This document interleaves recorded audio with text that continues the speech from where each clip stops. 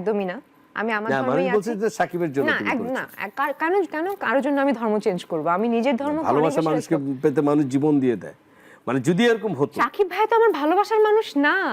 বাহ, এই তো তো আজকে হ্যাঁ, এই সাকিব প্রথম ভাই- পরিষ্কার করে বললাম। হ্যাঁ, সাকিব ভাই আমার ভালোবাসার মানুষ না। সে আমার আমার আমার কো আর্টিস্ট, আমার আমার অনেক সিনিয়র চাওয়া হয়, সেটা আসলে পাওয়া হয়। এবং আমার এখন বুঝতে পারছি যে আসলে আমি মন থেকে চেয়েছিলাম। তো এইভাবেই আসলে কাজ শুরু করা। আমি যদি কোনো রিলেশনে যাই, আমি একেবারে বিয়ের রিলেশনে অপু বিশ্বাস আপুর জায়গা নিতে পারবো? কখনোই নিতে পারবো না।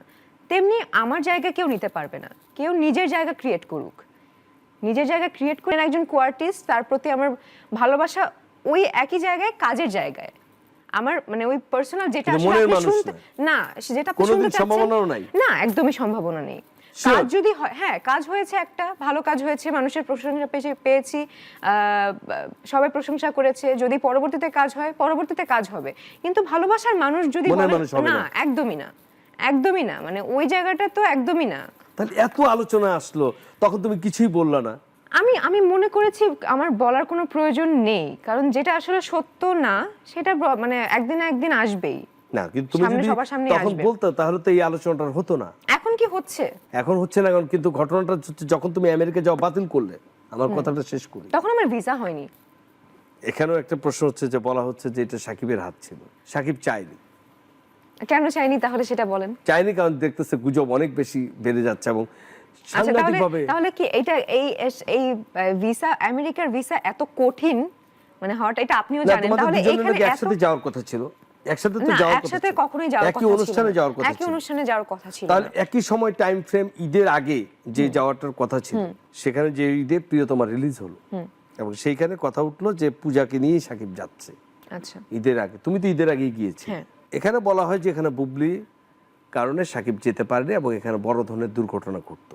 বাট তুমি কি এই বিষয়গুলো, আমি প্রসঙ্গক্রমে ছোট করে আনছি, এই বিষয়গুলো তুমি কি জানতে কিনা? একদমই আমি জানতাম না। আমি আমার মতন আমার কাজে বাইরে গিয়েছি। যেগুলো আলোচনা হচ্ছে সেটা তো বুদবুদ আওয়াজগুলো বুঝতে পারতে। হ্যাঁ, এটা বুঝতে পারতাম, কিন্তু আমি একদম তোয়াক্কা করতাম না, কারণ আমি তো জানি আমি কি কাজে যাচ্ছি। আমার আমার মা আছে সাথে, আমি আমার কাজ শেষে আমি আমার ফ্যামিলির সাথে ঘুরছি, আমি এখানে যাচ্ছি সেইখানে যাচ্ছি। যে বুবলি তার বাসায় গিয়ে সাকিবকে এবং তোমাকে পেয়েছে, তারপরে সেখানে বুবলি তোমাকে মারধর করতে এসেছে এবং এক পর্যায়ে সাকিব বুবলিকে বাসা থেকে বের করে দিয়েছে, যা আলোচনা ছিল।